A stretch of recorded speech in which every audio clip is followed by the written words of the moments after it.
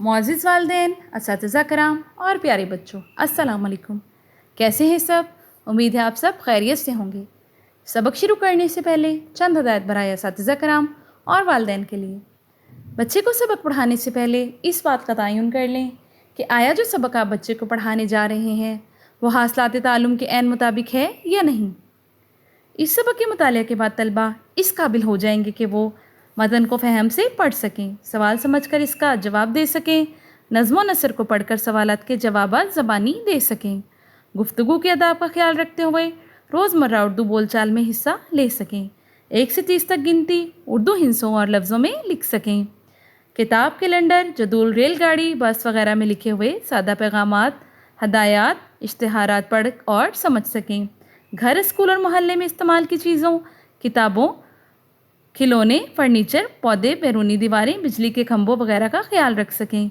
1 minute में कम अज़ कम 70 कसीरुल इस्तेमाल अरकान दुरुस्ती के साथ पढ़ सकें। सोचें और बताएं, अगर सारा साल एक ही मौसम रहे तो कैसा लगेगा?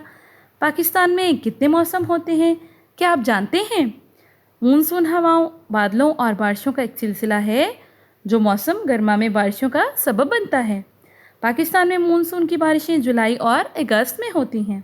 बराए असातिज़ा कराम, तदरीसी मकासद के हसूल को यकीनी बनाने के लिए हर सबक के आगाज़ में हासिलात ताल्लुम दर्ज हैं।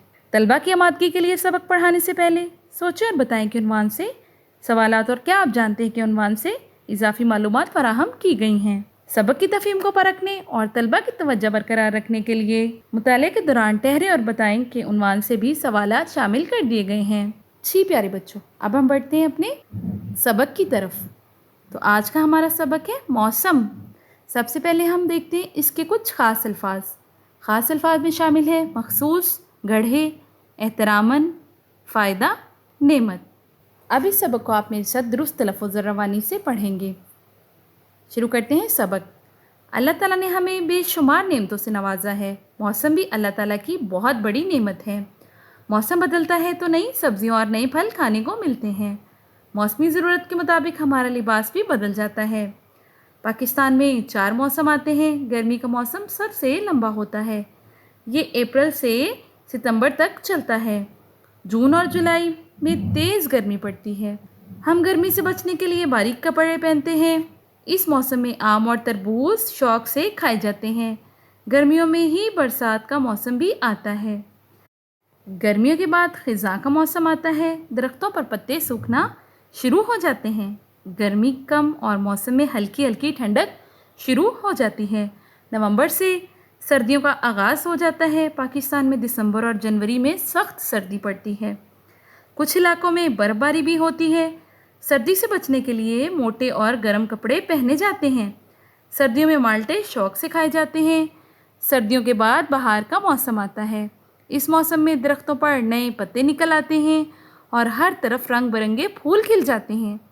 ये मौसम ना ज़्यादा सर्द होता है ना गर्म, इसलिए सभी इस मौसम को पसंद करते हैं। हम पाकिस्तानी खुश नसीब हैं कि अल्लाह ताला ने हमें 4 मौसमों से नवाजा है। जी प्यारे बच्चों, ठहरें और बताएं कि कौन सा मौसम पाकिस्तान में सबसे ज़्यादा तवील होता है। तो सबसे ज़्यादा तवील जो मौसम होता है वो गर्मी का होता है। तो हमने इस सबक में क्या सीखा? हमने सीखा मौसम अल्लाह ताला की नेमत है। मौसम बदलने से हमारी ज़िंदगी गुजारने के अंदाज़ भी बदल जाते हैं। बहुत अच्छा सबक था, हमें इसको पढ़कर बहुत सारी मालूमात मिली। कल मिलते हैं इस सबक की मशक के साथ। उस वक्त तक के लिए मुझे इजाज़त दें। अल्लाह हाफिज़।